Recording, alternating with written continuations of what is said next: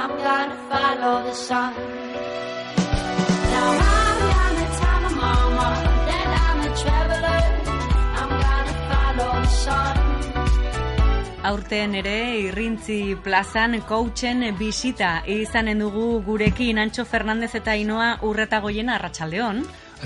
Arratsaldeon. Ongi etorri denboraldi berri honetara. Ongi joan da uda edo Bai. Uda beti ondo. Beti ondo, ezta? Oporrak eta horrelakoak, coachen konsultan eta lan jardunean eta somatuko da, ezta? Udan oporrak eta badirela eta jendeak ez duela inbeste kezkarik, ezta? Horrelako. Bai, oporrak batzutan ere behartuta, hartu behar ditugu, baina oso ondo datorkigu. Hausnarketarako eta martxa berriari hori, ondo hasteko. Orain nabarituko da, berriz mugimendua, ez da, irailan sartuta ikasturte berria, eta orduan jendea hasten da, ez da bere kezkekin eta nola antolatu bere bizitza eta zeregin hemen zereginan, enpresari ze berrikuntzak egin, zenolako kezkak dauden, horrelakoak etortzen zaizkizu orain? Bai, eta horregatikan, eta gaur ekarri dugun gaia, berezeki horra dijoa zuzenduta, ez da, bai, enpresa eta familiaren arteko lotura horri buruz, ez? Bai. Eta tira, gaian sartu baino lehen, bai, jendeak nabari da, jendea hasi dela mugitzen kursoarekin batera, eta gu ere, bai, esan ez dut, deskantsuaren ostean, indar berri duta, ideia askorekin, eta hasi gara. Hasi zarete, eta komentatu duzun bezala, enpresekin lotutako gaia ekarri duzue hasteko, enpresa familiarretako elkarbizitza, hori aukeratu duzue. Bai. Lan potoloa hemen egin behar dena. Bai, egia esan bada, oso interesgarria iruditzen zaigun gai bat, ezta, enpresetan lan egiterakoan, bada oso kasu berezia hau, enpresa familiarrena, ez? Badaudelako azkenean, bi sistema, oso ezberdin, familiarra eta lanekoa. Bai. Eta hor talka egiten dute, noski bi sistema hauek, ezta? Orduan hor dago gakoa, ez? Nola bilatu hor oreka. Bai, askotan ikusten dugu gainera hori, ezta? Eta batzutan oso ongi doa, eta beste batzutan sekulako zaitasunak, ezta? Nik bati baino gehiagori entzun diot Nikolako batian, ez dut sartzeko asmurik, inoiz. Bai, ez duk esan bezala, batzuetan ondo dijoa, oso ondo, eta beste batzuetan ez zain ongi. Eta horri buruz hitzei nahi dugu, ez? Kontua da batzutan, familian ez dagoela arazorik, baina enpresa sortu ondoren bai, edo olakoak gertatzen dira, ezta? Bai, edo alderantziz. Arazo edo kasu asko eman daitezke, ezta, baina hor azkenean guk ikusten dugun tipikoenetako bat edo izaten da normalean, sistema familiarrean dauden rolak edo elkarrizketak edo, reproduzitzen direla ere enpresan, eta kontuan izan behar dugu, horrek arazo asko ekar ditzakela, ze azkenean esan bezala bi sistema oso ezberdin dira, eta harremanak adibidez familian askoz ere emozionalagoak ez dira, eta enpresa mailan razionalagoak edo, orduan hor arazo asko ekartzen ditu horrek, pixka bat reproduzitzea hor, rolak ditugunak familian enpresan, ezta? Eta hemen daukagu aukera polita hori konpontzeko, ez? Enpresan. Bai. Bai, horren arira, nik uste dut, eta hola aztertu dugu bai Ainoak eta biok, bada adibidea jartzeagatik, zuzenean, nola rol batzuek ze impactua duten enpresan. Eman dezagun eta oso ohikoa delako, diot. Enpresa familiar batetan, demagun, enpresa burua, izango da, edo aita edo ama, igual zait, arek bere semea edo alabari uzten dionean enpresaren kargua. Bai. Jubilatzen delako, edo dena delako, ez? Edo zen gauza batekan. Eta hor, askotan ikusten dugu, autoridade hori oso zaila zaiola askotan aita amak semea edo alabari ematea. Ez du askatu nahi, ez da, autoritate hori eta potere hori.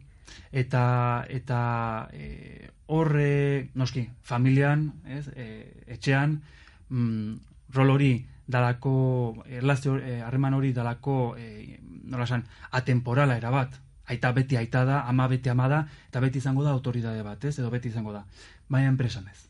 Eta orduan, seme dola batek enpresa burutza hartzen duenean, hor, egoten alda, batetik, seme, aita edo ama, eta seme alaben arteko alako zailtasun batetik, erabakiak hartzeko orduan, bakizu, eta edo are gehiago, esango nuke, eman dezagun, itxuran bentsat oso ondo dijoala dena, eta demagun autoridadea eskaini diola osoa, aitak edo amak, seme edo alabari, baina gauza ez dijoa ondo, nola bait. Ez da, sumatzen aldugu, askotan, antolakuntza maila galdu egiten dela. Desorganizazio puntua handiago bat dagoela, ez? Eta hor, ikusten aldugu adibidez, langilegoak agian ez diola oraindik aitortu autoridadea seme edo alaba horri. Ja. Bai, eta hor esaten dugu, zein izan daiteke hor konponbidea. Hori da, ez da, olako gauza gertatzen direnean zer egin. Begira, guk esaten dugu hor, azkenean dela begirada globalago batetik edo ez, begiratzea dena, eta coachingaren ikuspuntutik adibidez, organizazio batean sartzen garenean, garrantzitsuena da ere, gauzak bere tokian jartzea, eta jerarkikoki ere, onartzea, ez da? Onartzea nor dagoen non, ez da? Eta hemen adibidez, aukera bat izan daiteke, aita edo ama horrek, ez da? Horrelako ekitaldi publiko bat edo antolatzea, beste langileen aurrean ere bai, ze langile guztiak ez dira familia, orduan langile guzti horien aurrean ere, eskertza moduko bat eta rekonozimendu batekin, ez da? Hor, olako ongietorri bat edo ematen bazaio, seme edo alaba horri, azkenean eta errekonozitzen bazaio, begira, sistema honetan orain bai, zuzara, zera hartu behar duzuna, ez da? Autoritatea, hori publiko egiten baduzu, ja langileak nolabait ere hori joango dira, ez? Gutxinaka ere normaltzat hartzen, ez? Eta horrek ere lagunduko dio amari edo aitari, sinisten edo... Claro, baita, hori da. Zan daiteke hori akto psikomagiko bat edo lako zerbait, ez da, edo konstelazio moduko bat. Bai, eta alderantziz ere bai, etortzen dena ez da, gaztea sartzen dena ere, harrek ere egin behar du horrelako rekonozimendu bat ere, historikoki egon diren fundatzaile eta bere arbaso, kasu honetan, ez? Bere arbaso guzti horien eskertza moduko bat eta rekonozimendua. Beti esaten dugu hori eskertzak eta onarpenak, ez da? Horrelakoek botere asko dute hori ematen direnean, ez? Aurrera egiteko. Bai, eta horrek benetan badu impacto psikologiko bat esango genuke, atmosferikoa, dena delakoa, baduka impacto bat. Horlako gauza batek, hain simplean baten duen horrek, ez errekonozitzea publikoki, hori aitortzea, eskertzea, horrek asko egiten du, asko. Ordenatu egiten du, zure barruan zerbait gertatzen da, ez da hori egiten duzu. Organismoaren, langilego osoaren, enpresa osoaren, enpresa osoa mugitzen du, eta berrantolatzen da. Eta erreztago bihurtzen da, orduan ja akzioak eta tareak, ez? Burutzea efikazia handiagoarekin. Bai. Eta hori da. Gero hemen beste adibide bat ere jartzearren, esaten genuen ere, enpresa familiarretan gertatu daiteken bestelako, arazotxo bat edo izan daitekela ere baloren kontua. Enpresan, hau da, familian, badela sistema bat, askoz ere kontserbadoreago da esateagatik, hau da, enpresak badirelako malguagoak, aldakorragoak, itxi daitezke, ez, beste bat iriki, baina familia da gauza bat, betirako dena, hori kontuan hartuta, familia batean baloreak eta organizazio batenak ezberdinak izan daitezke. Eta kasu honetan, bi sistemak batera ditugunez, gertatu daitekena da, familian bertan oso garrantzitsua den baloretako bat, hau da, guk adibide bat jartzearen, esaten genuen, esfortzuarena, ez, edo bizi honetan hori esfortzua, lana, beste edozer gauzaren gainetik. Hori, trasladatzen badugu enpresa batera, denak ez direnak familiar gainera, arazo asko ekarritzake, adibidez. Publizitate agentzia batean, non denak izan behar duten, hori, izan behar duten, denbora nahikoa, irudimena lantzeko, malguak izan behar direla, ambientea ere izan behar dela pixka batez, lasaiagoa edo, kasu horretan, balore hori jartzen baduzu, lehen esten baduzu, agian lana galduko dena da lanaren funtsa edo, ez? Beharrezkoa den irudimena dela beste balorea. Eta lan egiteko gogoa, ez da, behar da. Eta jendea joango da, motivazioa. Motivazioa. Eta orduan, hor ere esaten dugu lan sistemiko bat oso interesgarria izan daiteka. Bestela berriro berrikusteko baloreak adibidez enpresan. Bai, hori da, zenta oso argi eukik bar duguna, eta hori da nik uste dut coachinako eskaintzen duen lehenengo puntua da, sistemak ondo desberdintzea. Gauza bada familia, hor daude rol batzuk, familia da atemporala, eta oso jerarkikoa da, eta enpresa baldiz da temporala, eta oso aldakorra, Ainoak esaten duen bezala, ez? Hori da lehenengo diferentziazioa. Eta beraz, hori argi eukita, modu batean funtzionatzen alduzu familian, eta beste modu batez enpresan. Noski, koherente izanez zure balorekin eta hori guztia. Baina, kulparik edo denalakorik sentitu gabe. Ez? Gero bada, eta hau agian anekdotikoagoa da, baina ezautu dugulako horrelako kasurik ere bai. Familiaren historikoak ere eukitzen aldu impactua enpresan.